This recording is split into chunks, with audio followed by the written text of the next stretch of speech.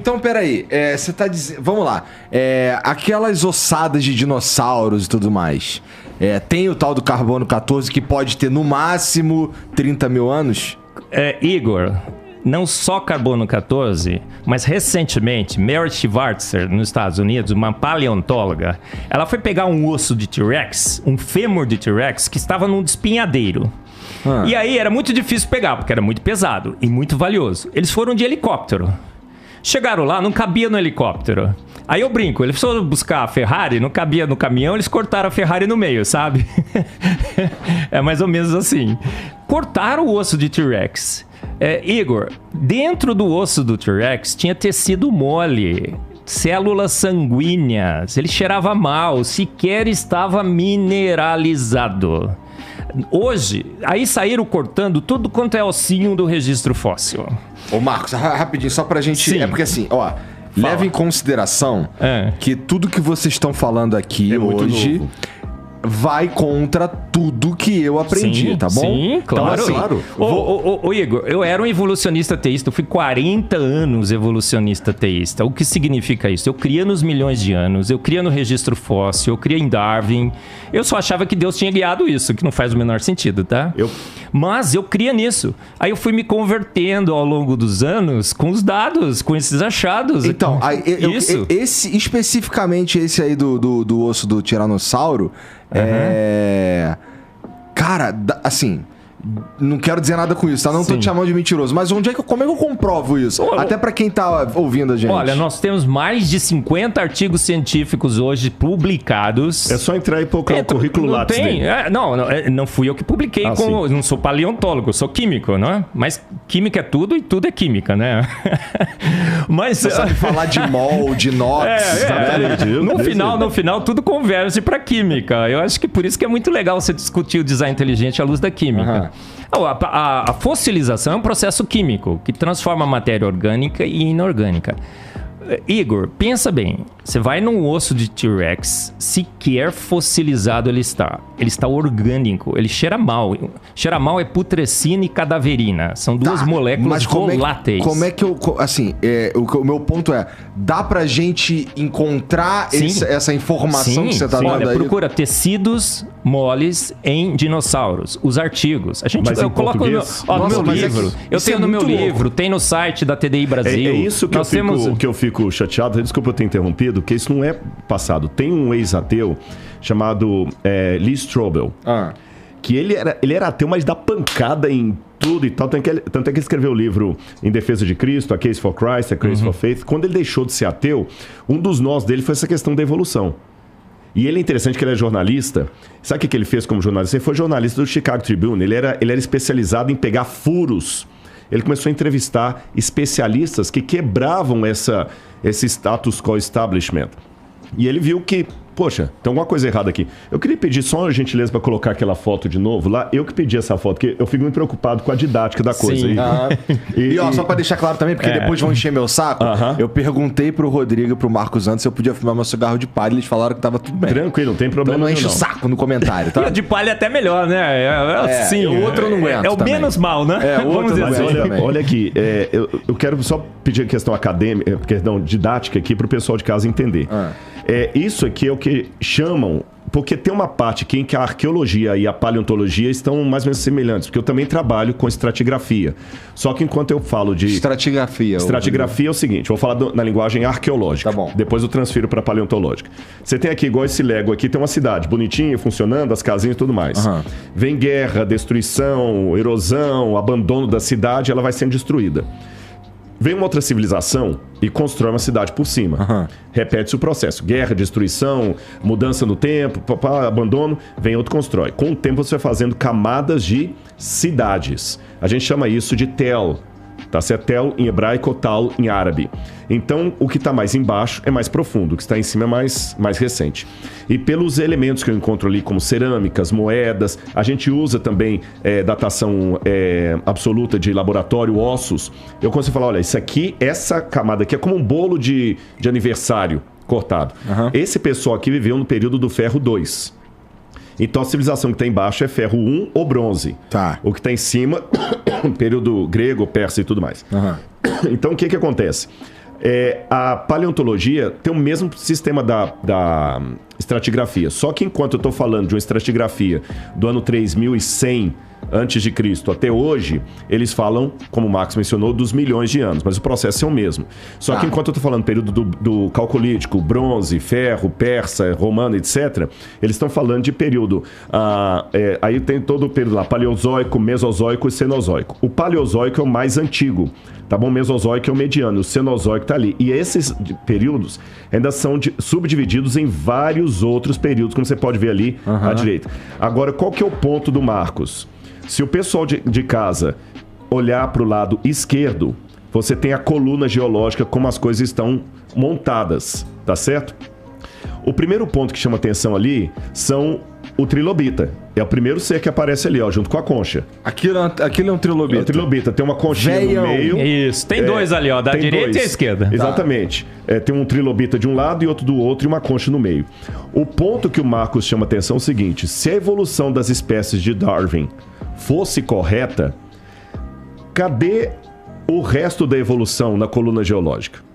Porque se tudo começa de uma ameba que vai ampliando, essa história está faltando um pedaço. Porque a trilobita já aparece ali, ou o trilobita ou a trilobita, eu sempre confundo isso, viu? Tanto faz, né? Mas já aparece um animal ali já aparece grande. É as trilobitas, viu? Eu dei um Google aqui e achei. A trilobita, se ela já aparece ali e a evolução é verdadeira, eu tenho que encontrar os ancestrais da trilobita para trás para fazer a linha evolutiva. Esse é o primeiro problema. Cadê os ancestrais? Ô Igor, você olha lá... que é tão vazio, que o período que ela aparece é chamado de Cambriano. E eles chamam de explosão cambriana. O que é explosão cambriana? A vida aparece ali no Paleozoico, puf, pronta. Não tem vida, de repente, bum, aparece vida. Esse é o primeiro problema. Olha os animais, a complexidade dos animais que aparecem ali. Os dinossauros estão lá no Triássico e no Jurássico, os dinossauros. Agora, qual que é o problema? Muitas vezes, isso aqui eu fiquei um pouco assim, poxa, não é verdade. Falou assim, o Rodrigo, mas ele tem um viés religioso. Ele tem um viés religioso.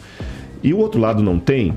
Veja bem, os alemães estudam tão a sério essa questão de viés, que eu prefiro chamar de cosmovisão, que todo mundo tem. Você tem lá em alemão a palavra Verschantal, que é cosmovisão em alemão. É uma palavra técnica do alemão, tá certo?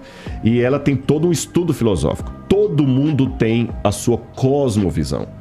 O ateu também ele tem a cosmovisão. É a forma como ele enxerga o mundo. Quer ver um exemplo? Exatamente, quer ver um exemplo de cosmovisão ateísta? Para que a evolução de Darwin seja correta, é imprescindível, isso aqui não é a opinião do Sérgio, minha, do Marcos, ninguém não, é imprescindível. Para a evolução das espécies de Darwin ser real, tem que ter tempo. Tem que ter tempo. E muito tempo. Então, como eu já trabalho com esse pressuposto, então quando eu olho aquilo ali, eu falo assim, tem que ter tempo. Então vou dar um exemplo assim, bem leigo. Nós podemos falar de dois estilos de eventos paleontológicos que acontecem. A gente pode chamar de efeitos ordinários e extraordinários. O que é um efeito ordinário? Bom, esse prédio aqui onde o Flow está alocado, ele está em decaimento, porque ano após ano ele vai se desgastando. Se vocês não derem manutenção no prédio, não pintarem, não rebocarem, não melhorarem a estrutura, eu não sei, eu não sou arquiteto, mas vamos supor que daqui a 600 anos ele caia, de velho. Tá certo? Ele vai demorar 600 anos para cair. Mas um terremoto pode fazer esse prédio cair em 5 segundos. O terremoto é um efeito extraordinário. O decaimento é ordinário. O ordinário nós não testemunhamos, porque ele é lento, é gradual. Eu vou precisar viver 600 anos para ver o prédio. Impossível. Mas o outro não, o outro é testemunhável. Agora, se alguém passar aqui e ver o prédio caído, e por questão de cosmovisão, negar o terremoto, ele vai falar o seguinte: esse prédio aqui tem 600 anos. E a gente sabe que não tem 600 anos. Mas ele fala, tem 600 anos. Por quê? Não, porque eu cheguei e já estava caído. Para ele estar caído desse jeito, ele tem que ter sido construído há 600 anos atrás. Mas espera aí. E se houve um terremoto? Não houve terremoto. Então, quando o camarada já fala não houve terremoto, ele já está trabalhando com uma cosmovisão. Então eu acho que eu tenho minha cosmovisão, o Sérgio tem dele. Agora, a chamar a cosmovisão do outro de enviesada como se eu não tivesse um viés, isso para mim é desonesto. Eu vou explicar por quê. Todo mundo tem uma cosmovisão. Você falou de futebol aí, é lógico que se você gosta do seu time, você vai para lá já querendo que ele ganhe. O problema é quando a cosmovisão se torna uma coisa desonesta e injusta. Vou dar um exemplo. Toda mãe ama o seu filho. E ela vai achar o seu filho a criança mais linda do mundo. Você tem suas meninas aí, que vocês têm duas filhas. As mais lindas do mundo. Pra você, as mais lindas do mundo, você entendeu? E se um cara mexer com ela, vai ganhar um sopapo. Você entendeu? Vai ganhar, legal. Você não faz isso por todos os meninos do mundo. Você faz pelas suas, porque são suas. Beleza, parabéns pra você. Você já tem essa cosmovisão paterna em relação a elas, você vai sempre vê-las como suas filhas. Eu vejo como duas garotas. Você vê como suas filhas. Beleza. O que é errado? É se Deus que defenda, eu não quero isso, eu só estou comparando, se as suas filhas cometessem um crime, alguma coisa muito séria, arrebentassem com a vida de alguém e tudo mais, e você como pai paga a polícia para poder liberar suas filhas, aí a sua cosmovisão paterna se tornou uma injustiça enviesada. Tá certo? Então eu acho o seguinte, o que eu tenho que falar é o seguinte, você não pode deixar que sua cosmovisão se torne um viés. Aí eu concordo. Agora dizer que eu sou neutro, eu faço ciência neutra, quem tem viés é o outro, não. Todo mundo tem cosmovisão. Esse ponto é pacífico. Agora, depende como você analisa, os dados são os mesmos. Só que a única coisa que eu te dou a palavra é que tem coisas que são mais divulgadas do que outras. É aí que a gente tem que tomar o cuidado, sabe? De saber, peraí, não é porque a coisa é mais divulgada do que outra que ela é correta, porque a própria ciência mostra quantas coisas do passado que foram aplaudidas, a física de Newton, depois ela virou de cabeça para baixo quando chegou Einstein, e agora já tem coisa virando de cabeça para baixo com a física quântica. Então, quer dizer, sabe, temos que tomar um pouquinho cuidado com alguns dogmatismos, e cientista fala que ele é neutro, que ele só trabalha com fatos. Não, ele às vezes é tão dogmático como o crente. Posso dar um exemplo desse dogma? Igor, quando descobriram os tecidos mole em dinossauro, todo mundo sabe que carne, por exemplo, não dura mais que alguns poucos dias fora da geladeira. Todo mundo sabe disso, não sabe? É óbvio e evidente. Isso é uma evidência científica. A gente pode fazer o experimento, ele é reprodutível. Você pode fazer em vários pontos do mundo. Inclusive, tinha uma estimativa que dizia que material orgânico depositado em rochas não deveria durar mais que 200 anos. Não poderia passar de 200 anos. Essa estimativa existia. Quando encontraram esse tecido mole dentro de dinossauro, ele estava orgânico, tinha, vamos dizer assim, carne e ossos ali, tinha colágeno, tinha células sanguíneas, mais de 17 tipos de biomoléculas já foram encontrados em ossos de dinossauros e de todos os animais no registro fóssil. Todos aqueles animais ali já foram encontrados com material orgânico, não fossilizado. Uma prova evidente que isso foi feito numa única catástrofe. Aí disseram o seguinte, olha, sabemos, pensa os argumentos de lógica. Sabemos que tecido mole não dura milhões e milhões de anos soterrado. Encontramos tecido mole em animais soterrados. Qual a conclusão? Olha, se você é um cientista imparcial, que a sua cosmovisão não está te guiando, qual é a conclusão? Esse registro fóssil foi formado há milhares de anos, no máximo. Mas sabe o que os cientistas falaram no mundo? Saiu um trabalho científico sobre isso. Temos, então, que reavaliar a nossa posição que tecido mole se degrada rapidamente no meio ambiente.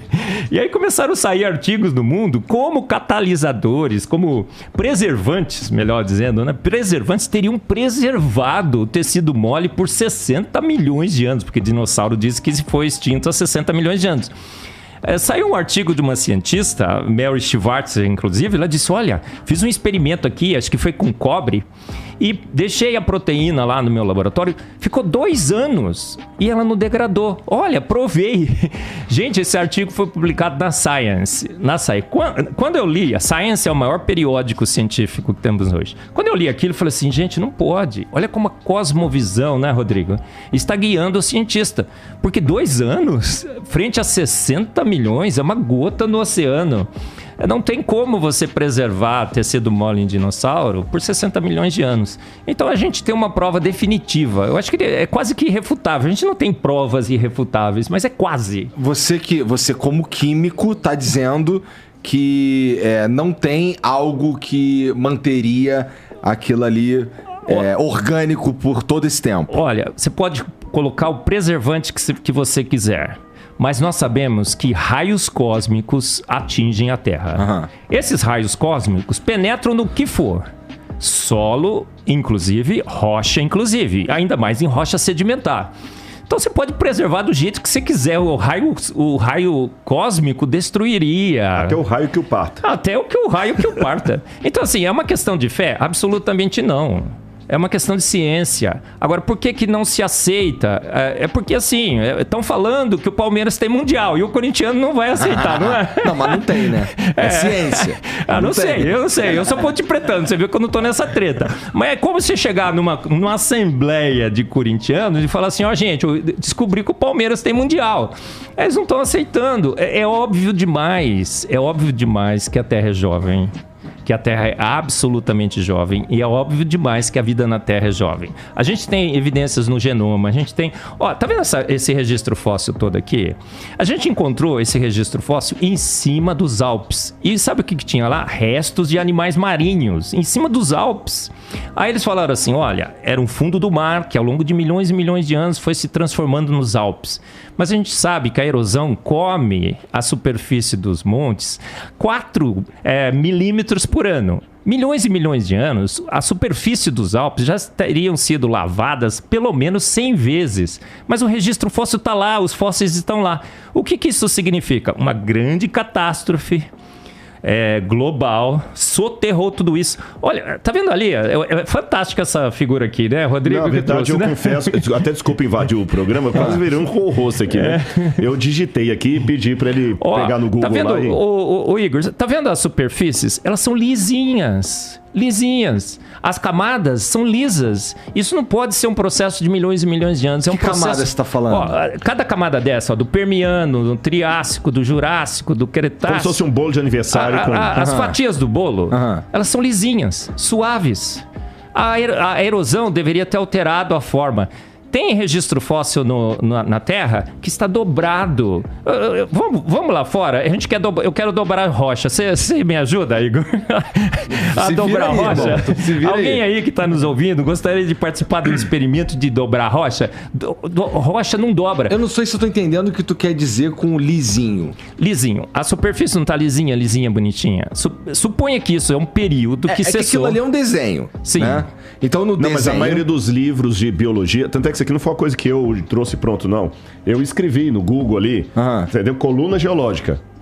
A primeira foto ali eu procurei, foi aleatório. Se você pegar qualquer livro de biologia que é usado na universidade, de teoria evolucionista, é uma foto similar a essa que vai aparecer. E o pior... Você está dizendo que, vamos lá, pior que eu tenho o poder de escavar aqui agora, ou num lugar que é rico, nisso daí, eu tenho esse poder de escavar e eu vou ver claramente as camadas. E as camadas estarão lisas, planas, paralelas. E nos Estados Unidos, por exemplo, que eles escavam muito por lá, tem essas camadas que se propagam por vários e vários estados, quase que pelo continente inteiro. É uma bacia. Aquilo lá foi uma grande catástrofe, muita água com lama que soterrou uma sobre a outra rapidamente. Capaz de, inclusive, aprisionar os animais e impedir que os decompositores fossem lá e fizesse a decomposição da baratinha que o Rodrigo trouxe aqui. Sensacional esse exemplo, viu? Gostei, Rodrigo. Obrigado. A barata, como é que você pode pensar? Uma barata vai lá, milhões e milhões de anos, não tem jeito. Os decompositores foram feitos, inclusive, para decompor rapidamente. A gente sabe, é contra o bom senso. É contra o bom senso o registro fóssil ter sido formado ao longo de milhões e milhões de anos. Você tá chocado, não está? Eu também estou. Eu dava aula disso, Igor. Eu dava aula de petróleo, de petroquímica. Eu falava para meus alunos, olha, milhões e milhões de anos o petróleo foi formado no registro fóssil, soterrou substâncias orgânicas, pressão e temperatura ao longo de milhões e milhões de anos. Aí eu fui no laboratório, você faz em horas petróleo. Aí eu fui olhar assim, olha só, camadas dobradas, não pode. O que significa que as camadas dobradas? Elas foram formadas rapidamente, não estavam solidificadas o suficiente ainda, uma pressão na deriva continental, dobrou as camadas. O que tu quer dizer com rapidamente? É um espaço de tempo muito... Assim, é como se essa escala fosse real, só que muito menos tempo. É isso que tá dizendo? Foi feito tudo de uma única vez durante o grande dilúvio que tivemos na Terra. Então todo mundo morre, todo mundo é do mesmo período aí. Cada camada dessa é uma das tsunamis que foram produzidas por... Tem modelos criacionistas que explicam muito bem esse... Agora, é um modelo de religiosos, de gente que não fala nada com nada, né? Como disseram do Rodrigo, não. É modelo de gente que estuda, Igor. A gente estuda. A Bíblia diz assim, estáis sempre prontos a dar a razão da sua fé e da sua esperança. A fé é o firme fundamento. Estáis sempre embasados. A ciência está do lado da nossa fé. Exatamente. Eu não creio em Deus. Eu tenho certeza absoluta que ele existe, Igor. Por quê? Porque eu estudo. Eu sei química, bioquímica, aprendo cada dia mais. E as evidências são muito fortes. Não dá para imaginar que isso é um processo de milhões e milhões de anos. E todos os animais nesse registro fóssil ainda nos Estados Unidos tem vales e vales de dinossauros. É tudo no mesmo lugar. Você vai lá, os ossos estão tudo misturados. Não faz sentido, porque se fosse um bicho que morreu, o osso estava tudo juntinho daquele bicho. Mas é uma sopa, uma canja de galinha. Galinha, porque diz que evolui para galinha, né? Então, dinossauro, galinha é a mesma coisa.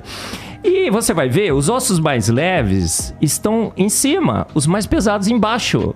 Pô, isso é uma prova mais que evidente de que uma quantidade imensa de dinossauros ficou ali presa naquela situação, não conseguia mais fugir das tsunamis. E a última onda fez aquela sopa de galinha e soterrou tudo. Os vales de dinossauros nos Estados Unidos, tem vale de dinossauro na Argentina, no Brasil, aqui no Nordeste brasileiro, baleias na Argentina.